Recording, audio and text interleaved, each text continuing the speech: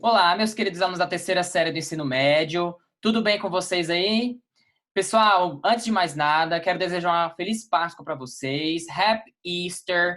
Vocês tenham muita paz, que vocês consigam renovar as energias de vocês aí. Que vocês possam curtir esse momento com a família de vocês, nesse período que a gente está aí em exílio social. Pessoal, então hoje nós vamos aí para a nossa aula número 5, tá? Trabalhar com past simple e past continuous. Primeiramente, eu queria que vocês abrissem o livro de vocês, o livro de inglês, na página 106, capítulo 8.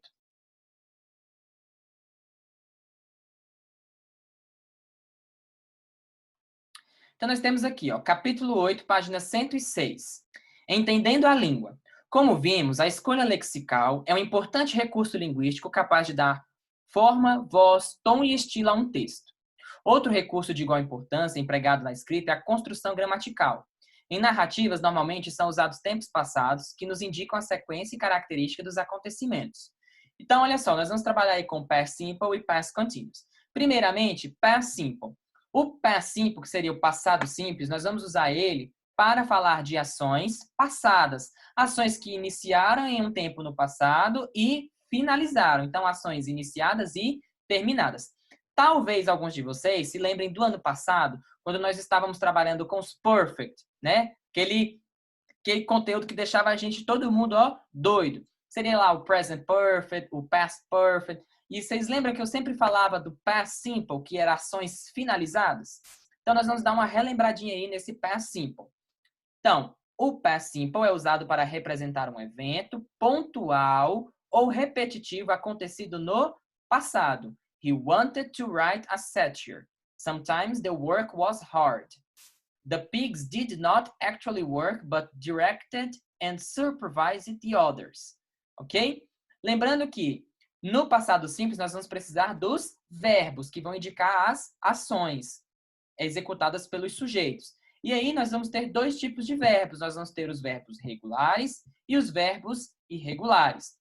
Os verbos regulares, eles vão seguir uma terminação definida. As terminações vão ser em D, ED, e ED para os verbos terminados em Y. Então, olha só. Want, wanted. Decide, decided. Work, worked. Plan, planned. Aqui eu tenho consoante, vogal, consoante, dobro a última. Planned. Regret, regretted. Listen, listened. Cry. Verbos terminados em Y, nós vamos tirar o Y e colocar IED. Cried. A nossa única exceção é o play e stay. Quando eu tiver verbos terminados em Y, que são consoante, vogal, consoante, a gente vai fazer o quê? Não tira o Y e coloca só o ED. Study, studied, play, played aqui, o caso do verbo play. Tá ok? Então, olha só. Os verbos irregulares, a gente vai precisar o quê? Memorizar. Tem que memorizar os verbos irregulares. Por quê? Eles não têm uma regra definida de terminação, como os regulares. Então, eles vão mudar completamente a forma deles. Então, eu tenho aqui, ó, o verbo be seria estar, no passado é was e were.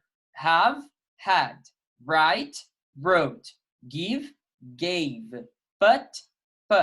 See, saw. Get, got. Read, aqui, ó, a escrita é a mesma, mas a pronúncia é diferente. Então, aqui eu tenho read e aqui eu tenho read. Read, read. Win, won. E no passado, agora, nós vamos usar também o auxiliar did. O auxiliar did. O did a gente só vai usar para fazer as perguntas e a forma negativa. Então, olha só, os tipos de sentenças. As sentenças afirmativas, no passado simples, nós vamos usar, então, sujeito, o verbo no passado, mais o complemento. Tom visited us last week. I ran in the competition.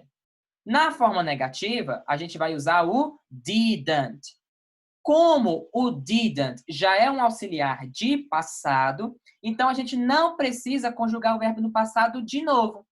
Então, o verbo aqui, quando a gente for usar, ele vai voltar para a forma original. Então, Tom didn't visit. Agora sem o ED, tá vendo aqui? Tom visit us last week. Tom didn't visit us last week. I didn't run in the competition. Ok? Na forma interrogativa, a gente vai colocar o did antes do sujeito, lá no início da frase. Did Tom visit you last week? Mesma coisa, sem o ed, sem a conjugação de passado. Então, ó, o auxiliar did é empregado nas formas negativa e interrogativa do past simple. O uso desse auxiliar é acompanhado pelo verbo no infinitivo. The pigs did not actually work. A forma contraída seria didn't work. É a mesma coisa, é apenas a forma contraída. Para ênfase, é possível usar did em frases afirmativas. Assim, isso é mais comum naquele inglês antigo e também é muito comum no inglês britânico. Os britânicos usarem o did nas frases afirmativas.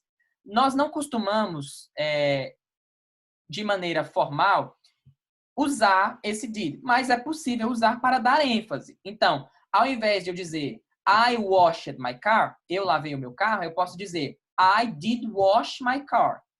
Ok? Então, ó, we did have a great time on our vacation. We really had a great time. Então, aqui seria a palavra de forma normal, ok? E aqui seria a gente usando did have para dar ênfase, tá ok? Aí, pessoal, nós temos alguns casos no inglês desse passado de alguns verbos que geram muita dúvida. Por exemplo, lied e lay. Em inglês, o verbo to lie possui dois significados, ok? Quando ele quer dizer mentir, então, olha só, lie pode ser mentir, a lie, ok? Lie, quando o verbo lie significa mentir, ele é um verbo regular. E aí a gente vai conjugar ele no passado como? Com ed, ó, lied, ok?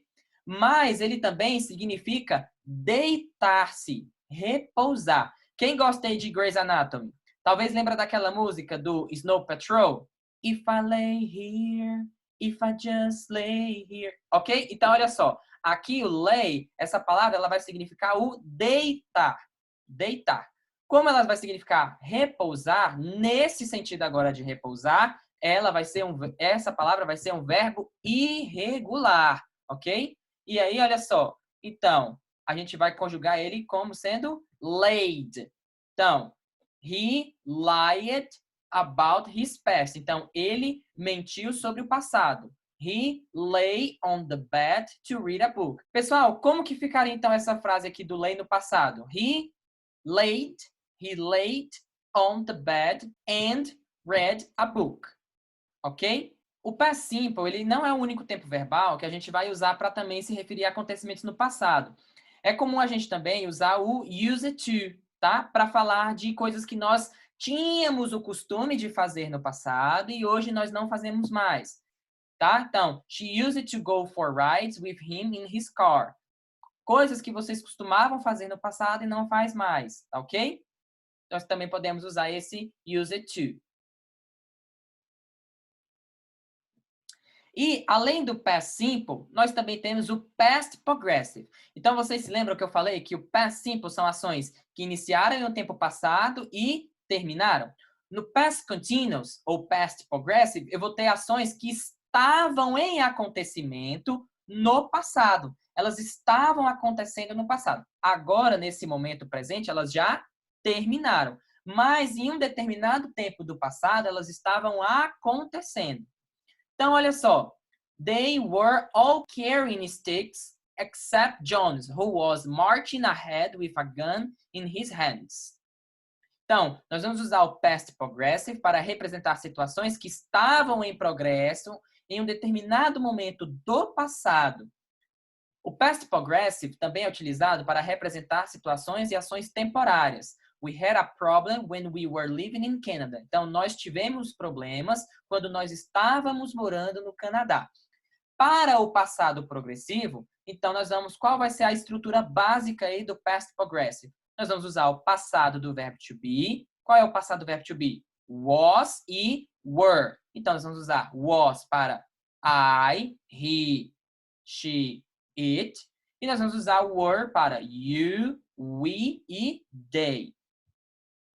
E o verbo, nós vamos colocar o verbo no ing. Então, olha só. They were, o verbo to be no passado, e o verbo carry com o ing. Carry. Para fazer as perguntas, a gente vai colocar o verbo to be no início da frase, ó. Was the cat helping the other animals out? The animals weren't having fun. Forma negativa. The pigs were supervising the other animals. E aqui nós temos a forma afirmativa. Então, sempre verbo to be no passado, mais verbo com ing. Na forma negativa, verbo to be no passado negativo, mais verbo com ing. E, para fazer as perguntas, o verbo to be no início da frase e o verbo principal no ing. Pessoal, para fixar, então, vocês vão fazer o exercício da página 109 até a página 117, tá ok? Qualquer dúvida que vocês tiverem, pode mandar aí nos comentários. Eu vou estar aí para responder vocês. Esse conteúdo é um pouquinho complicado, mas eu tenho certeza que vocês entenderam. Bye, bye. See you.